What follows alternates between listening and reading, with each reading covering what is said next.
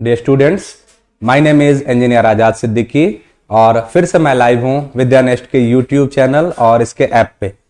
आज के क्लास में हम बात करेंगे क्वेश्चन नंबर 120 से आगे। 3 ऑब्जेक्टिव के सेशन हुए थे इससे पहले और तीनों में पहले में 45 क्वेश्चंस, दूसरे में 45 क्वेश्चंस और तीसरे में 30 क्वेश्चंस हुए थे। तो इस तरह से हमने 120 क्वेश्चंस को एनालाइज किया था और 120 ऑनवर्ड्स आज के क्लास में हम लोग बात करेंगे। एक एक क्वेश्चन को फाइन डिटेल के साथ देखेंगे। तो पहला क्वेश्चन है, बिना टाइम वेस्ट किए हुए हम लोग स्टार्ट करेंगे। पहला क्वेश्चन है सामने और इसमें पूछ रहा है,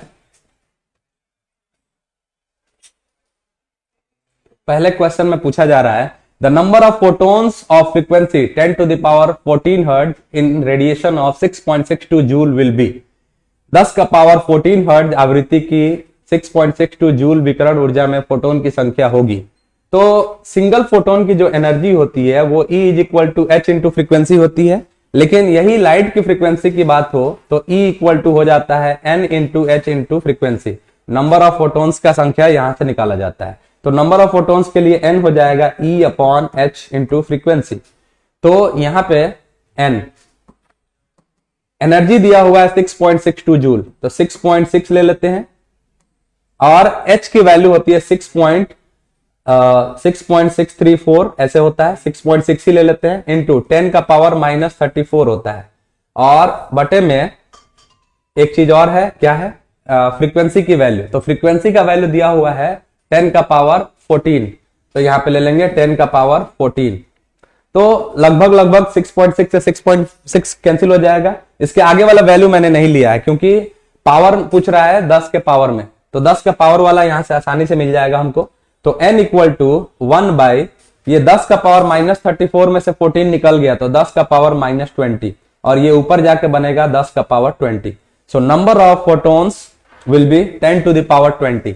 सो 10 to the power 20 will be the right option. आगे बढ़ेंगे हम लोग। The quantum of electric charge in ESU। ESU में विद्युत आवेश की मात्रा होती है। तो जो इलेक्ट्रॉन का चार्ज होता है वो होता है 1.6 इंटू 10 का पावर माइनस 19 कूलम। तो इसको हम लिख सकते हैं E is equal to 1.6 into 10 का पावर माइनस 19 इंटू 1 कूलम। आसानी से समझने के लिए 1 कूलम का मतलब होता है ESU में 3 इंटू 10 का पावर 9 ESU, या इसको स्टेट कूलम भी कहते हैं। ये भी डाटा याद रखेंगे। तो क्या मैं 1 कूलम के जगह पे ये वैल्यू पुट कर सकता हूं? So I can write this value over here. So this will become E equal to 1.6 into 10 का पावर माइनस 19 और 1 कूलम के जगह पे मैं ये वैल्यू यहां रख सकता हूं। तो ये हुआ 3 इंटू 10 का पावर 9।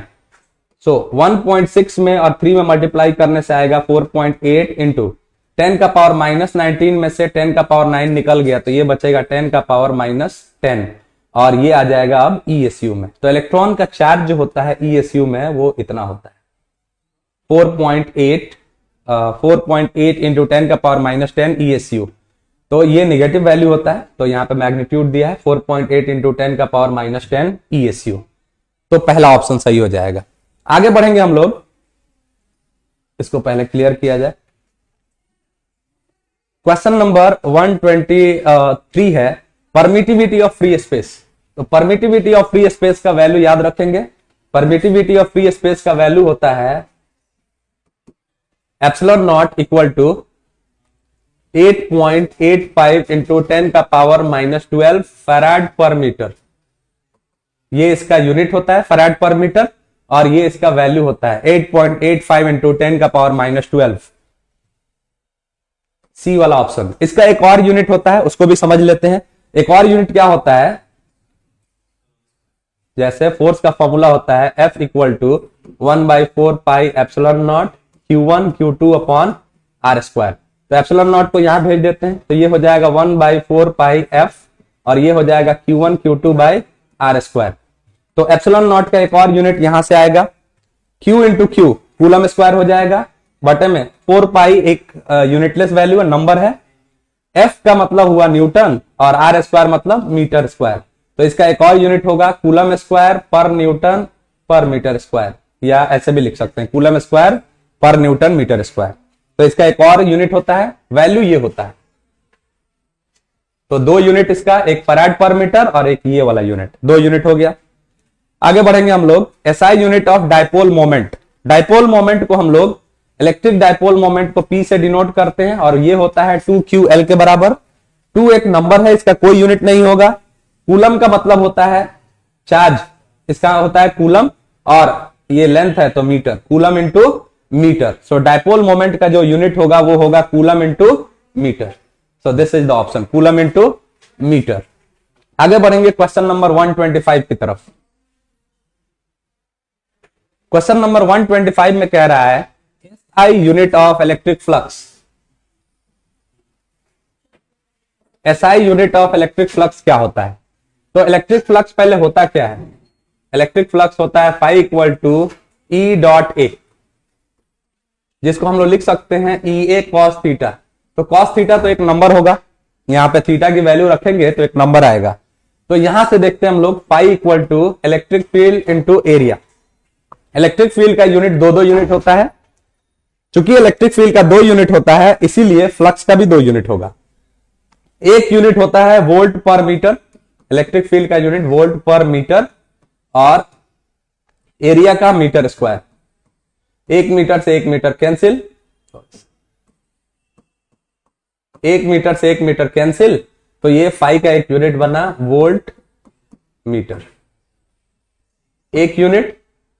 और दूसरा यूनिट ये होगा, इलेक्ट्रिक फील्ड का एक और यूनिट होता है न्यूटन पर कूलम। तो इसको लिखेंगे हम लोग न्यूटन पर कूलम, और इनटू में क्या है एरिया, तो मीटर स्क्वायर। तो ये हो जाएगा न्यूटन मीटर स्क्वायर पर कूलम।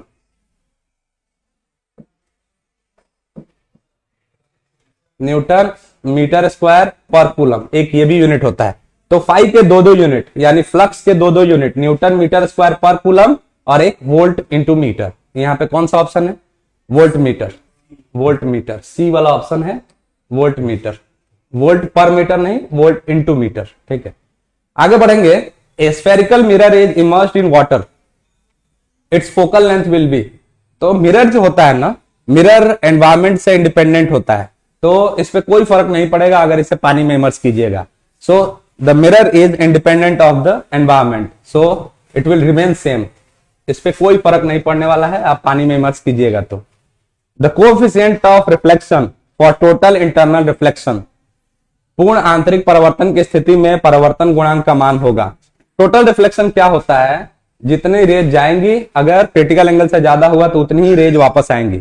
मतलब इसका जो कोएफिशिएंट होगा वो 1 होगा, मतलब जितनी रेज जाएंगी उतनी ही रेज रिफ्लेक्ट होकर वापस आ जाएंगी उसी मीडियम में। So coefficient of reflection will be 1 for total internal reflection. So the answer for question number 127 will be 1, option number B. आगे बढ़ेंगे हम लोग क्वेश्चन नंबर 128 की तरफ।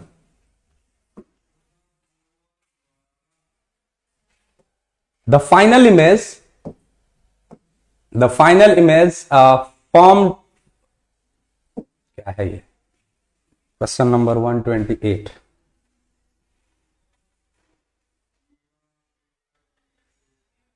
The final image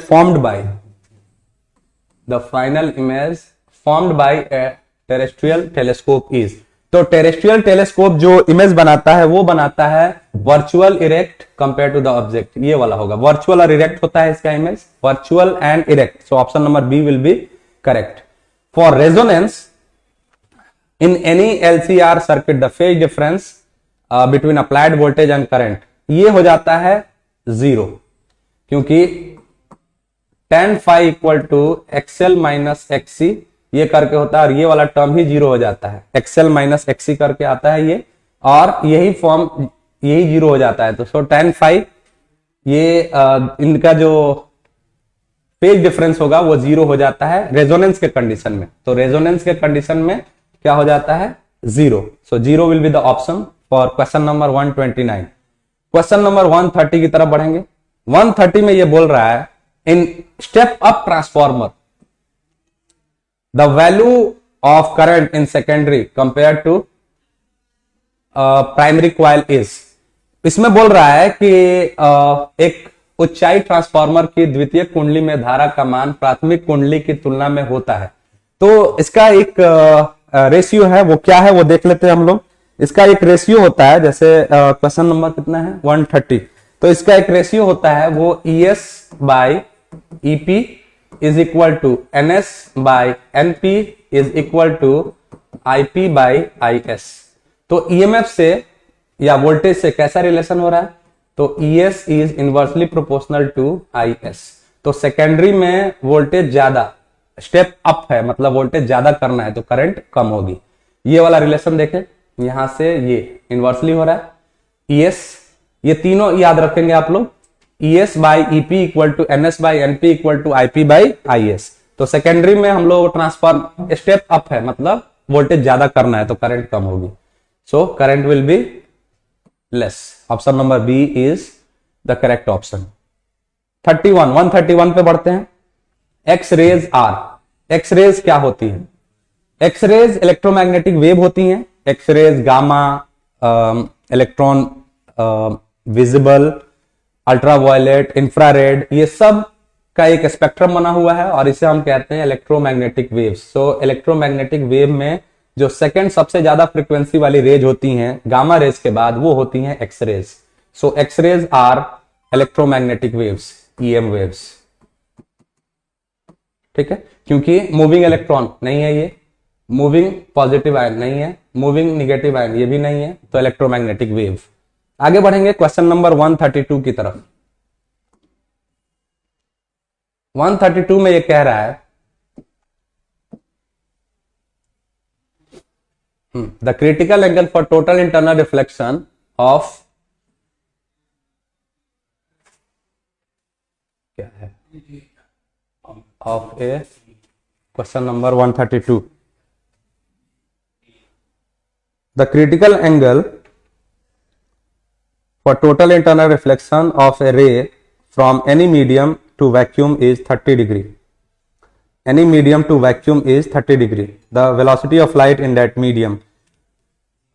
यदि किसी माध्यम में निर्वात में, किसी माध्यम से निर्वात में संपूर्ण आंतरिक परावर्तन के लिए क्रांतिक कोण 30 डिग्री है, तो माध्यम में प्रकाश का वेग, तो म्यू का वैल्यू होता है C/V। और वैक्यूम में तो लाइट की स्पीड होती है कितनी? वैक्यूम में लाइट की स्पीड होती है आपके 3 × 10 का पावर 8। सी का वैल्यू 3 × 10 का पावर 8 मीटर पर सेकेंड। तो इसमें पूछ रहा है आपसे, हाँ, तो यहां पे हम लोग mu equal to 1/sin c, sin 30 दिया है, तो mu equal to 1/sin c critical angle निकालने के लिए। तो mu equal to 1/sin c। sin c कितना होता है? sin c का मतलब हो जाएगा, sin c दिया है 30, तो म्यू इक्वल टू 1/sin 30 का मतलब 1/2, तो पलट के कितना हुआ? पलट के हुआ 2, तो म्यू इक्वल टू 2। तो यहाँ पे देखेंगे हम लोग म्यू इक्वल टू c 3 × 10 का पावर 8 और बटे में वेलोसिटी कितनी है? वेलोसिटी ही तो निकालना है, तो वेलोसिटी यहाँ आ गया 3 × 10 का पावर 8 और बटे में म्यू का वैल्यू 2, तो ये आ जाएगा 1.5 × 10 का पावर 8 मीटर पर सेकेंड।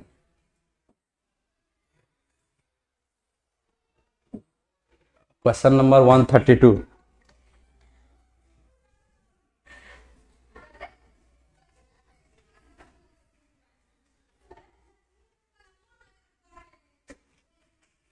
वन 1.5 × 10 का पावर 8, कहाँ कोई ऑप्शन है?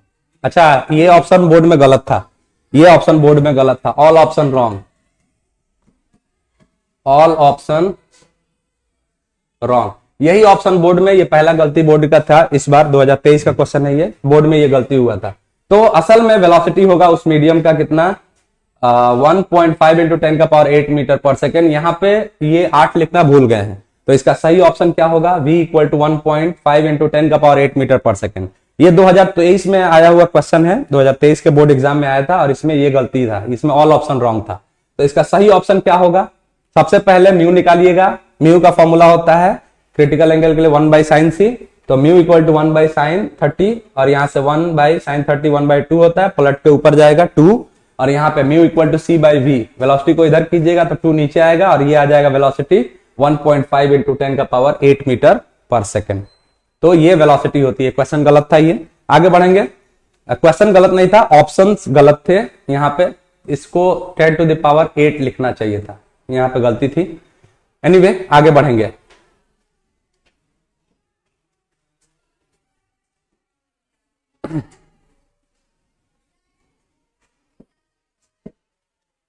A convex lens of focal length 40 centimeter and a concave lens of focal length 20 centimeter are in contact. The power of their combination in diopter is.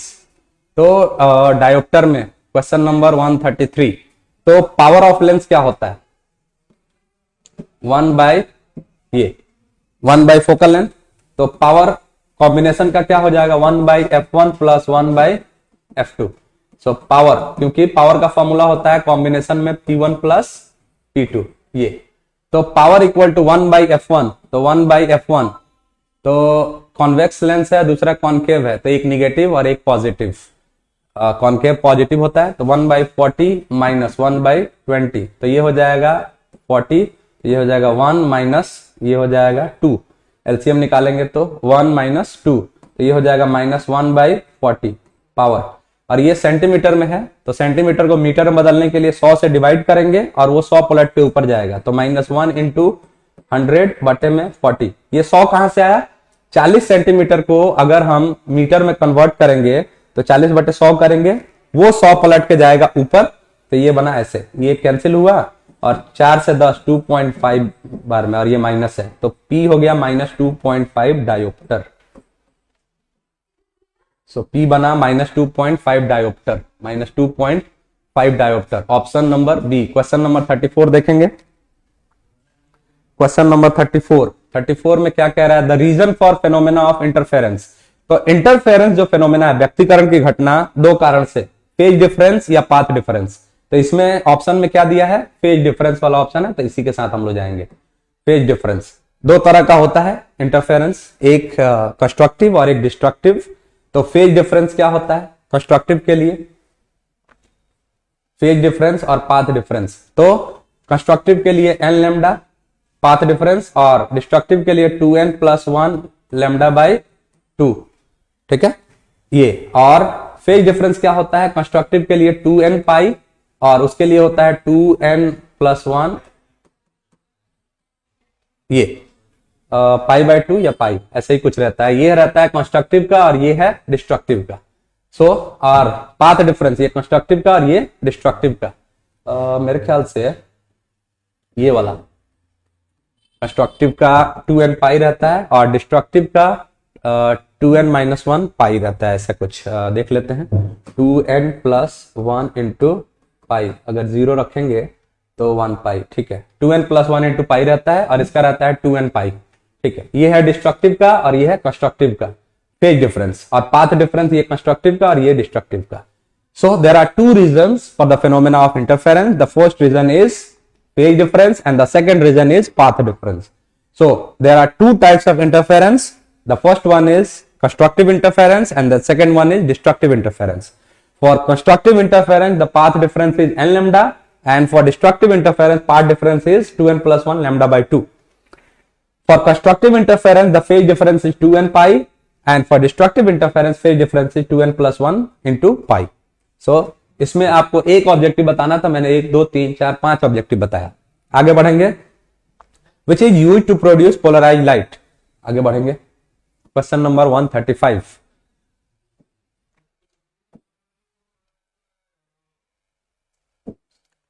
Which is used to produce polarised light. Polarised light को उत्पन्न करने के लिए प्रयुक्त किया जाता है Nicol prism.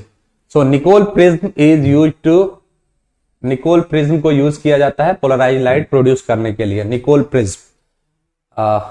136 में बोल रहा है कि ये सिंबल, तो ये डायोड का सिंबल होता है। डायोड का सिंबल ऐसे बनाया जाता है, ये होता है डायोड का सिंबल, और यहां पे ऐसे ये होता है डायोड का सिंबल। ठीक है, ये डायोड का सिंबल है, ये P रहता है और ये N रहता है, ये डायोड का सिंबल है। और इसी सिंबल को अगर मैं ऐसे बना दूं इसको जेड जैसा बना दूं तो ये हो जाएगा जेनर डायोड का, ये जेनर डायोड का सिंबल है और ये डायोड का सिंबल है, डायोड का symbol. So this is the symbol for diode, और ये है जेनर डायोड का। इसको जो सीधी लाइन है उसको जेड बना देंगे तो जेनर डायोड का हो जाएगा। Unit of amplification factor of transistor, तो ट्रांजिस्टर का एम्प्लीफिकेशन फैक्टर जो होता है वो होता है IC बाई IB या IC बाई IE, ये इसको कहते हैं अल्फा और बीटा। तो ये देख सकते हैं आप, ये भी करंट है और ये भी करंट है, ये भी करंट है और ये भी करंट है। तो ये करंट का रेशियो होता है, करंट का रेशियो होता है, इसलिए करंट के रेशियो होने से इसका कोई यूनिट नहीं होगा, यूनिट कट जाएगा तो इट इज यूनिटलेस, इसका कोई यूनिट नहीं होता है। So no unit. So transistor के प्रवर्धक गुणांक की कोई इकाई नहीं होती। The unit of amplification factor of transistor, answer में क्या लिखेंगे आप? No unit, because it doesn't have a unit, it's the ratio of two currents. So pure ratio का यूनिट नहीं मिलेगा आपको। आगे बढ़ेंगे 131 की तरफ, 138 की तरफ, sorry. Which of the following logic gate is universal. तो जब लॉजिक गेट का मैंने सेशन लिया था उसमें आपको बताया था कि नैंड गेट को हम लॉजिक गेट कहते हैं, नैंड गेट को लॉजिक गेट बोला जाता है, क्लियर है। और ये और एंड नॉट ये बेसिक होते हैं, और नैंड को हम क्या कहते हैं? Universal, universal gate. आगे बढ़ेंगे हम लोग क्वेश्चन नंबर 140 पे। It was one of the best questions to be asked in board examination 2023। 2023 का ये एक बहुत अच्छे क्वेश्चंस में से ये था जो पूछा गया था। तो इसको अगर आप फॉर्मूले से बनाएंगे हाफ लाइफ के तो it will take some time, लेकिन ट्रिक अपनाइए। हाफ लाइफ क्या होता है? वो टाइम पीरियड जिसमें कोई क्वांटिटी अपने पिछले क्वांटिटी का आधा रह जाएगा। तो ये बोल रहा है कि कोई रेडियो एक्टिव आइसोटोप है बिस्मथ का, बिस्मथ का कोई आइसोटोप है, वो 5 दिन उसका इज 5 डेज, उसका हाफ डे कितना, हाफ लाइफ कितना है? 5 days. 5 days is the half life of radioactive isotope bismuth का। तो बोल रहा है the fraction of nuclei undecayed at the end of 20 days, 20 दिन बाद कितना बचा रहेगा? तो देखिए 5 डेज में मान लो शुरू में 1 था, तो 1 का कितना बचा 5 दिन में? 1/2। और हाफ लाइफ क्या होता है? प्रीवियस क्वांटिटी का आधा रह जाना। अगले 5 दिन में, अगले 5 दिन हो जाएगा 10 दिन, 5 दिन ये 5 दिन ये, 5 दिन में 1 से हाफ हुआ, तो अगले 5 दिन में इसका हाफ, तो इसका हाफ क्या होगा? 1/2 का हाफ 1/4 हो जाएगा। अगले 5 दिन मतलब 15 दिन हो गए, अगले 5 दिन में इसका हाफ, तो 1/4 का हाफ क्या होगा? 1/8। अगले 5 दिन में इसका हाफ, तो अगले 5 दिन में क्या हो जाएगा? 1/8 का हाफ, तो 1/16। तो आंसर हो जाएगा 1/16, 1/16 इसका आंसर होगा, 1/16। D option is the correct one. So 20 दिन बाद 1/16 रह जाएगा अनडिकेड। आगे बढ़ेंगे हम लोग क्वेश्चन नंबर 141 की तरफ। The ratio of electric force and gravitational force acting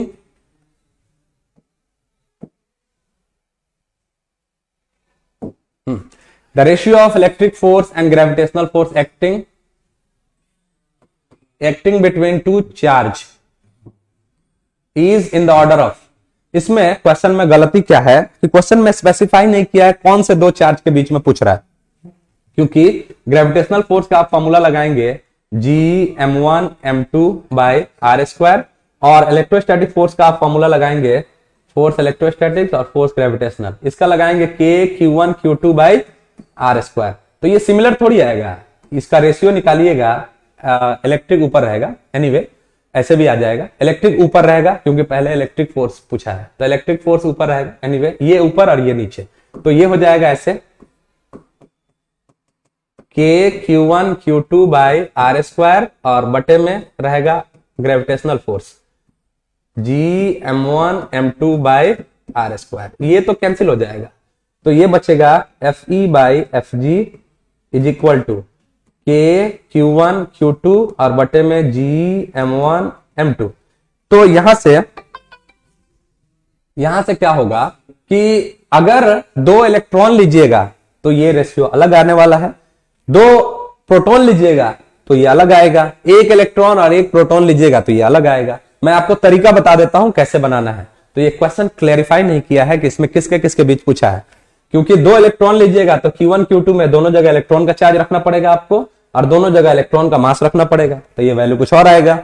अगर एक इलेक्ट्रॉन एक प्रोटॉन लीजिएगा तो दोनों जगह आपको एक इलेक्ट्रॉन का चार्ज रखना पड़ेगा, एक प्रोटॉन का चार्ज, यहाँ पे मास में एक इलेक्ट्रॉन का मास और एक प्रोटॉन का मास रखना पड़ेगा, तब ये वैल्यू कुछ और हो जाएगा। और दोनों प्रोटॉन लीजिएगा तब ये वैल्यू कुछ और हो जाएगा। तो इसलिए ये क्वेश्चन क्लैरिफाई नहीं किया है। इलेक्ट्रॉन रहेगा तो कुछ और, दो प्रोटॉन रहेंगे तो कुछ और, एक इलेक्ट्रॉन एक प्रोटॉन रहेगा तो कुछ और। इस तरह से ये क्वेश्चन क्लैरिफाई नहीं है। इस फॉर्मूले से आप निकाल सकते हैं अगर आपके एग्जाम में पूछा गया तो। This is not a clear question, ठीक है। आगे बढ़ेंगे हम लोग, यहीं से हो जाएगा ये। A charge Q is placed at the center of on the line joining two charges Q will be in equilibrium if Q will be। यहां पे एक Q है, टू चार्जेस Q, दोनों चार्ज Q है, इसके सेंटर पे एक charge रखा है स्मॉल q और बोल रहा है सब इक्विलिब्रियम में होंगे अगर ये इस Q का वैल्यू।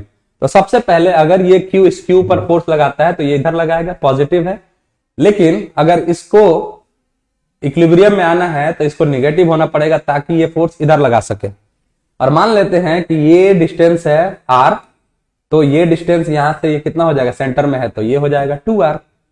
तो अगर इक्विलिब्रियम में होगा तो इसका लगाया गया फोर्स इस पे, इसका इसके फोर्स के बराबर होना चाहिए इक्विलिब्रियम में होने के लिए। या आप ये कह सकते हैं total the sum of all the forces 0, या ये जितना फोर्स इस पे लगाएगा वो ये इस पे लगाएगा फोर्स के बराबर होगा। तो देखते हैं हम लोग ये इस पे कितना लगाता है इस साइड में, तो ये होगा F इक्वल टू के क्यू बाई 2r का स्क्वायर। 2r का स्क्वायर कितना हो जाएगा,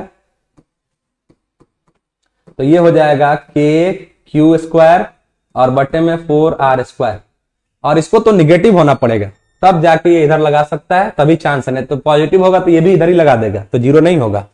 तो इसका देखते हैं हम लोग ये कितना लगाएगा, तो इसका फोर्स हो जाएगा, इसको F1 बोल देते हैं, इसका F2, तो ये हो जाएगा के क्यू अपॉन ये r है तो r स्क्वायर, दोनों को बराबर करते हैं तो ये हो जाएगा K Q square by 4r square is equal to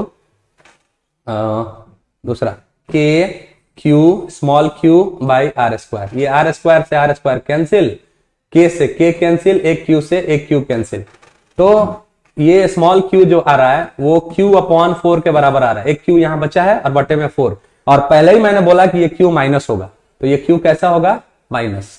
तो q equal to minus q by 4 के बराबर होगा। ये छोटा q जो है वो माइनस q बाई 4 के बराबर होगा, तब ये इक्विलिब्रियम में आएगा, नहीं तो ये इक्विलिब्रियम में नहीं आएगा।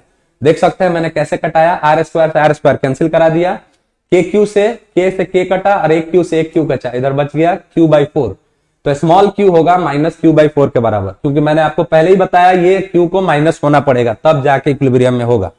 सो the option will be minus q by 4। आगे बढ़ेंगे क्वेश्चन नंबर 143 के तरफ।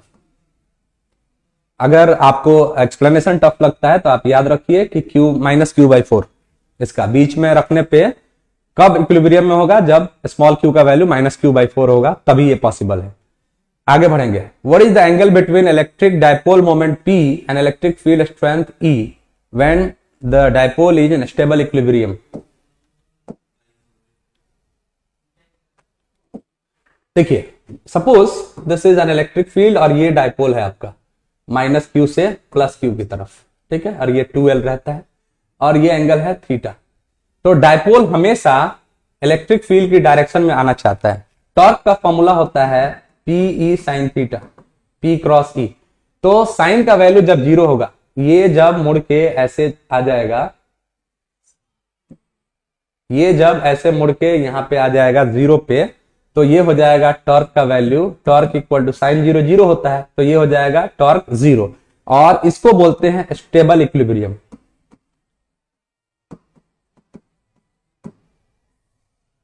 Stable equilibrium. दूसरा कंडीशन हम ये देखते हैं कि ये है इलेक्ट्रिक फील्ड और डायपोल को हमने ऐसे रख दिया, पहले इसको मोड़ के हमने ऐसे कर दिया, दैट मींस डायपोल को अलाइन कर दिया इसमें, डाइपोल को अलाइन कर दिया ये ऐसे 180 डिग्री पे, यानी थीटा कितना हो गया 180 डिग्री। इसको ऐसे मोड़ के सीधा कर दिया, यानी ये है इलेक्ट्रिक फील्ड का डायरेक्शन और ये हो जाएगा डाइपोल मोमेंट का डायरेक्शन, ये हो जाएगा डाइपोल मोमेंट का डायरेक्शन। तो इलेक्ट्रिक फील्ड से 180 डिग्री, तो थीटा 180 हो जाएगा, तो टॉर्क फिर से क्या होगा, साइन 180 भी 0 होता है, तो टॉर्क फिर से 0। दोनों कंडीशन में टॉर्क की वैल्यू 0 है, लेकिन यहां से भी ये घूम के आना चाहेगा इलेक्ट्रिक फील्ड की दिशा में ही, इसलिए इस कंडीशन को जब थीटा 180 बनता है इसको अनस्टेबल इक्विलिब्रियम कहते हैं। ये भी इक्विलिब्रियम है लेकिन अनस्टेबल इक्विलिब्रियम, और थीटा इक्वल टू जब 0 होता है, थीटा इक्वल टू 0 डिग्री पे स्टेबल इक्विलिब्रियम कहते हैं। सो दो स्टेबल इक्विलिब्रियम होता है डाइपोल का, एक होता है थीटा इक्वल टू 0 डिग्री पे और एक होता है थीटा इक्वल टू 180 डिग्री पे। लेकिन 0 वाले को हम लोग स्टेबल बोलते हैं, 180 वाले को अनस्टेबल, क्योंकि कहीं से भी डाइपोल घूम के इलेक्ट्रिक फील्ड की दिशा में ही आना चाहता है। आगे बढ़ेंगे। अच्छा, इसका ऑप्शन नहीं बताया मैंने, ऑप्शन क्या होगा 0। स्टेबल पूछा है तो ऑप्शन कितना होगा 0। आगे बढ़ेंगे। स्टेबल ही पूछा था ना, stable. Which of the following physical quantity is a vector. बहुत आसान सा सवाल है। इलेक्ट्रिक फ्लक्स स्केलर है, डॉट प्रोडक्ट होता है तो स्केलर है। इलेक्ट्रिक पोटेंशियल ये भी स्केलर होता है। इलेक्ट्रिक पोटेंशियल एनर्जी ये भी स्केलर होता है। इलेक्ट्रिक फील्ड इंटेंसिटी विद्युत क्षेत्र की तीव्रता ये होता है वेक्टर। इलेक्ट्रिक फील्ड वेक्टर होता है F/Q, so this is a vector quantity D. Let's move on to question number 145. 145 में बोल रहा है the value of maximum amplitude produced due to interference of two waves given by y1 equal to 4 sin omega t and y2 equal to 3 cos omega t। तो ये जब हम लोग amplitude का फॉर्मूला लगाएंगे रिजल्टेंट का, तो ये हो जाएगा साइन स्क्वायर ओमेगा टी और कॉस स्क्वायर ओमेगा टी 1 हो जाएगा, और 4 का स्क्वायर 16 और 3 का स्क्वायर 9, 16 प्लस 9 25, अंडर रूट 25 का 5 निकल के आएगा। सो यहाँ पे ऑप्शन हो जाएगा 5 इन दोनों से। अगर हम लोग एम्पलीट्यूड के रिजल्टेंट का फॉर्मूला लगाएंगे तो वही फॉर्मूला निकलता है जो वेक्टर में हम लोग पढ़ते हैं, R equal to A square plus B square plus 2ab cos theta का अंडर रूट, वही फॉर्मूला आता है a1 square plus a2 square plus 2a1 a2 cos theta और उसका अंडर रूट। तो यहाँ पे मैक्सिमम क्या हो जाएगा 5, मैक्सिमम हो जाएगा 5। आगे बढ़ेंगे हम लोग। The formula for magnetic energy density for solenoid. तो एनर्जी डेंसिटी का फॉर्मूला होता है, ये भी क्वेश्चन में गलत कुछ प्रिंट हुआ था, देखते हैं। ये होता है, ये होता है B square by 2 mu naught, ये मैग्नेटिक होता है, और इलेक्ट्रिक होता है 1/2 epsilon naught into A square. ये इलेक्ट्रिक फील्ड, ये इलेक्ट्रिक डेंसिटी है, एनर्जी डेंसिटी, और ये magnetic. So the option for this is B square by 2 mu naught, option A is correct. और इलेक्ट्रिक एनर्जी डेंसिटी पूछ रहा है, इलेक्ट्रोस्टैटिक्स में एनर्जी डेंसिटी का फॉर्मूला होता है half epsilon naught into E square. तो यहां पे पूछा है question number 146, question number 146 energy density.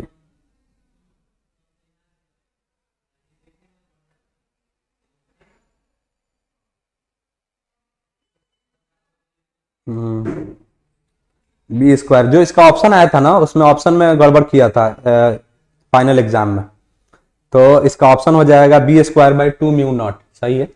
आगे बढ़ेंगे। Question number 147, 3 capacitor of capacitance 6 microfarad are available, the minimum and maximum capacitance content are. तो मैक्सिमम तो अगर आप पैरेलल में जोड़ोगे तो 6 + 6 + 6 ये हो जाएगा 18 माइक्रोफैराड, इससे ज्यादा तो नहीं आ सकता। तो 18 वाला ऑप्शन दो जगह है। मिनिमम कब आएगा, जब आप जोड़िए 1/6 + 1/6 + 1/6, तो इसका एलसीएम निकालोगे तो हो जाएगा 3/6, और ये हो जाएगा 1/2, और पलट दोगे तो क्या हो जाएगा 2। तो मिनिमम हो जाएगा 2 और मैक्सिमम हो जाएगा 18। ये जोड़िएगा ऐसे 1/c इक्वल टू ऐसे, और ये c इक्वल टू ऐसे, तो मिनिमम हो जाएगा 2 और मैक्सिमम हो जाएगा 18। तो 2 माइक्रोफैराड और 18 माइक्रोफैराड, ये है ऑप्शन, ठीक है। क्वेश्चन नंबर 148 की तरफ बढ़ेंगे। 148 की तरफ ना, 148 की तरफ। The root mean square value, RMS value of alternating current of equation. देखते हैं, ये इक्वेशन दिया हुआ है I equal to 60 sine 100 pi T. तो इसको कंपेयर करो I equal to I naught sine omega T से। तो यहां पे पूछा है आरएमएस वैल्यू, ठीक है। ये आई नॉट का वैल्यू यहां से हम देख सकते हैं कि आई नॉट का वैल्यू है 60, तो आई आरएमएस होता है आई नॉट बाई रूट 2, तो ये हो जाएगा 60 बाई रूट 2, या दोनों तरफ रूट 2 से मल्टीप्लाई कर दें तो 60 by root 2 into root 2 by root 2, तो ये हो जाएगा रूट 2 इंटू रूट 2 2, और ये 2 से कटाएंगे तो ये 30 बार में, तो 30 रूट 2 हो जाएगा, या 60 बाई रूट 2 ऑप्शन। ये ऑप्शन भी गलत था, अब बोर्ड में ये ऑप्शन भी गलत था 2023 में, ये ऑप्शन भी, ऑल ऑप्शन रॉन्ग इसका भी था, ऑल ऑप्शन रॉन्ग। तो इसका सही ऑप्शन ये होगा बाबू, सही ऑप्शन देख लीजिए आप लोग क्या हुआ।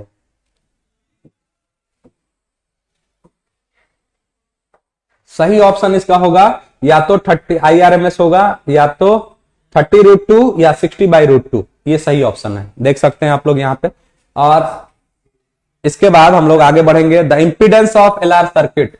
तो इंपीडेंस क्या होता है, जैसे पावर फैक्टर होता है cos phi equal to R by Z, तो ये होता है R बाई, और Z होता है R square plus omega square into L square का अंडर रूट। तो यहाँ पे Z पूछा है इंपीडेंस, तो सीधा सीधा ये ऑप्शन लिखा हुआ है ना यहाँ पे ओमेगा स्क्वायर है, ये यहाँ पे ऑप्शन सही से लिख देता हूं मैं, R square plus omega square into L का स्क्वायर, ऐसा होता है। ये यहाँ पे प्रिंटिंग में थोड़ा सा मिस्टेक है, बना लीजिएगा, ऐसे होता है omega square into L square. Z का वैल्यू पूछा है नीचे वाला, और पावर फैक्टर पूछेगा तो cos phi equal to R by Z होता है, और पूरा वैल्यू रखिएगा तो R बाई इंपेडेंस का वैल्यू रख दीजिए।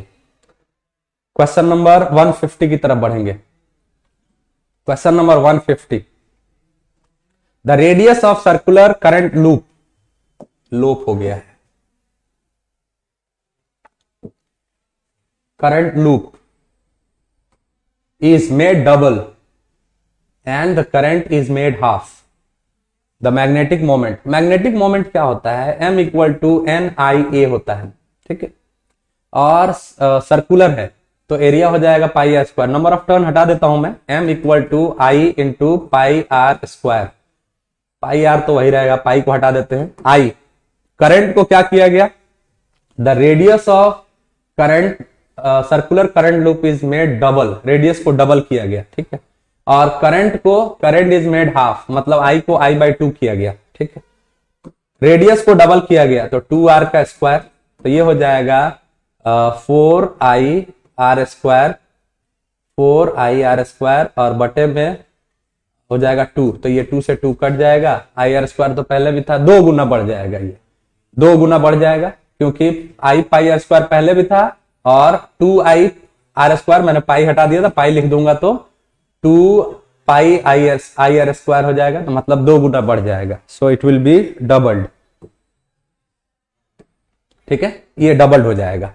क्या किया मैंने, NIA होता है मैग्नेटिक मोमेंट, तो N तो नंबर ऑफ टर्न से हटा देते हैं, I को हाफ किया तो I बाई 2, और एरिया पाई आर स्क्वायर, तो पाई तो सेम रहेगा दोनों में, R स्क्वायर को मैंने डबल किया तो 2r का स्क्वायर 4r का स्क्वायर, तो सब कुछ सेम रहा, कटा देने पे 2 गुना ज्यादा आ रहा है। आगे बढ़ जाएंगे 151 की तरफ। ओके, ये है question number 151, the self inductance of a choke coil is 5 henry, ठीक है, L का वैल्यू दिया है 5 henry, the current through it is increasing at the rate of 2 ampere per second, 2 ampere per second, D upon dt का value दिया है, और increase हो रहा है, इंक्रीजिंग 2 एम्पियर पर सेकेंड, ठीक है। The self induced EMF, E का वैल्यू क्या होता है, E इक्वल टू, ये कुछ ऑप्शन गड़बड़ है यहाँ पे, ऑप्शन 151 का सही नहीं लिखा गया है, ऑप्शन 151 का ऑप्शन, इसका ऑप्शन गलत लिखा गया है,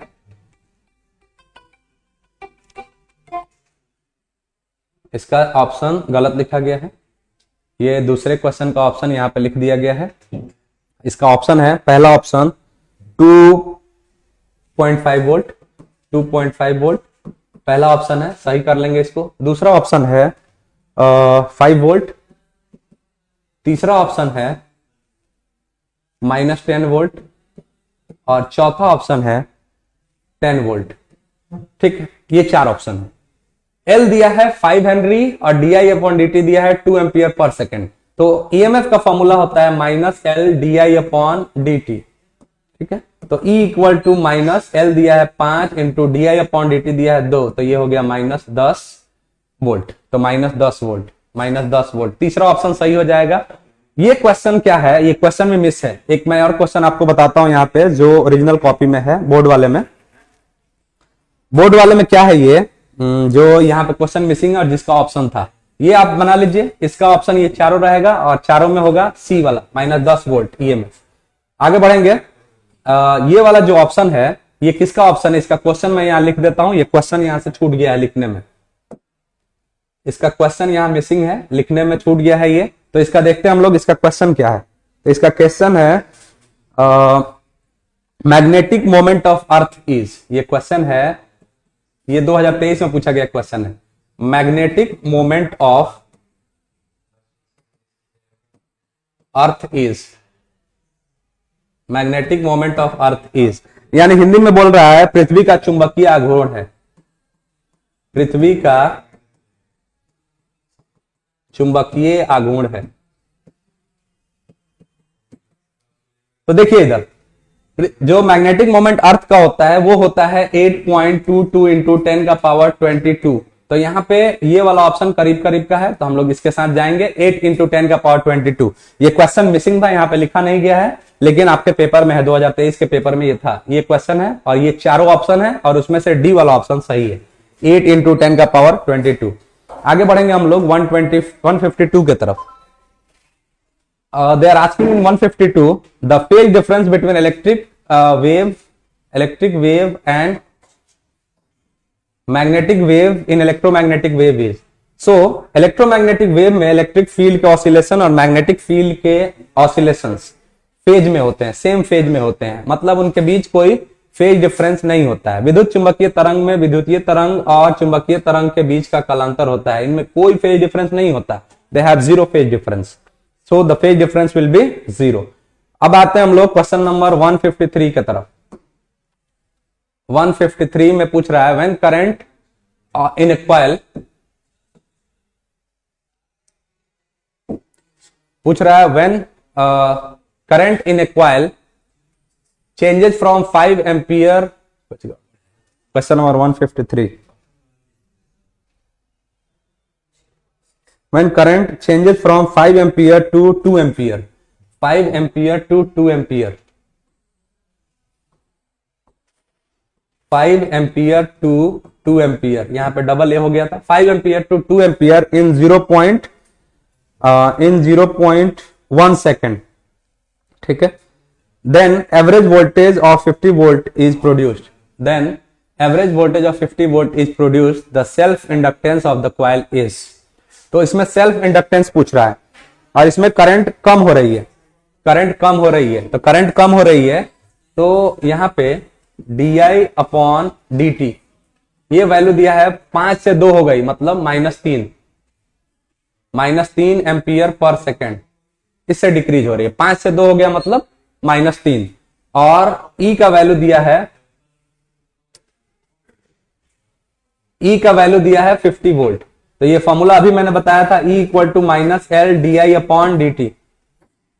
तो यहां पे E के जगह पर रख देंगे हम लोग, E के जगह पर रखेंगे 50 और ये हो जाएगा -L, और di/dt कितना है 3 एम्पियर, अच्छा इन 2 सेकेंड। ओके, यहां पे गलती हुआ है,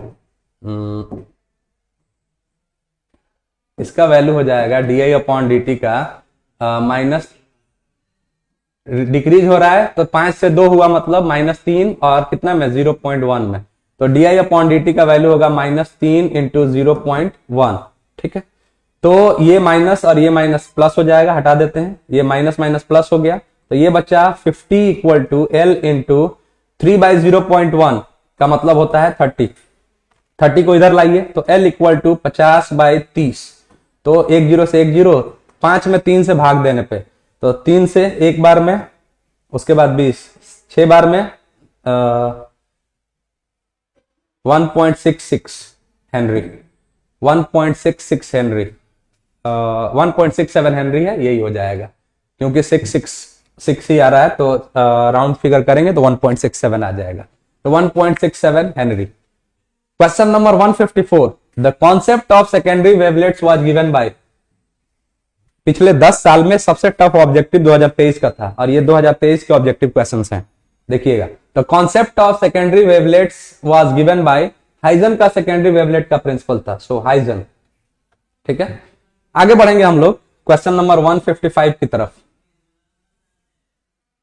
155 में बोल रहा है, in photoelectric effect the photoelectric current is independent of.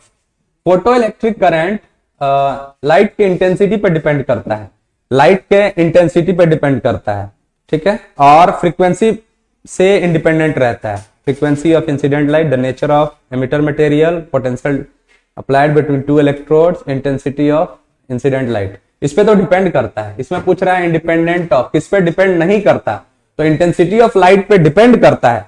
Photoelectric effect में photo electric current intensity of incident light पे डिपेंड करता है, लेकिन फ्रीक्वेंसी पे एनर्जी डिपेंड करती है।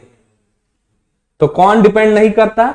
Photo electric current. तो फोटो इलेक्ट्रिक करंट इस पे डिपेंड नहीं करता, फ्रीक्वेंसी ऑफ इंसिडेंट लाइट पे डिपेंड नहीं करता। क्वेश्चन नंबर 155 तक हमने देखा, 35 क्वेश्चंस। आगे के क्वेश्चंस हम लोग अगले क्लास में करेंगे। Thank you so much. आज के क्लास में बस इतना ही।